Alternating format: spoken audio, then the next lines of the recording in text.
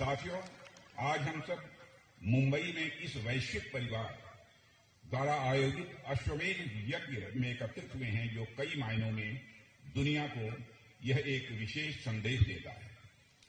हम सब बचपन से ही अपने दादा दादी, नाना नानी के द्वारा सुनाई गई कहानियों में तथा रामायण, महाभारत, पुराण जैसे अनेक ग्रंथों में भी अश्वमेध यज्ञ की चर्चा सुनते रहे हैं।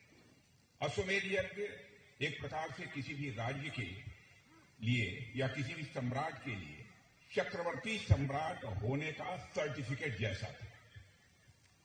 किसी राजा का अश्वमेध यज्ञ जब पूरा होता था तो पहले यह माना जाता था कि वह एक चक्रवर्ती सम्राट बन गया या चक्रवर्ती सम्राट है, तथा आसपास के सभी राजाओं ने उसका आधिपत्य स्वीकार कर दिया है।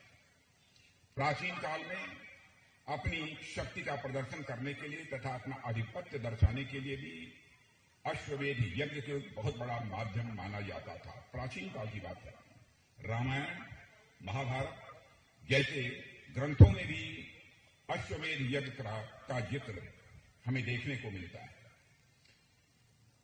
लेकिन प्राचीन काल के अश्वमेध यज्ञों में तथा अखिल विश्व गायत्री परिवार के द्वारा कराए जा रहे इस अश्वमेध यज्ञ में एक मूलभूत अंतर हमें देखने को मिलता है। हमने कहानियों में या फिर ग्रंथों में जिन अश्वमेध यज्ञों का जिक्र सुना है या पढ़ा है, वह किसी राज्य की संप्रभुता व उसकी राजनीतिक शक्ति को बढ़ाने का काम करते थे।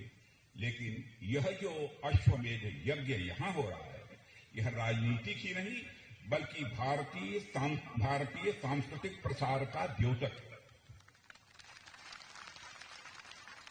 साथियों, यह अश्वमेध यज्ञ किसी राज्य की भूमि को या फिर उसकी सीमा को अपने राज्य में मिलाने का नहीं है, बल्कि यह अश्वमेध यज्ञ लोगों के दिलों तक पहुंचने का है।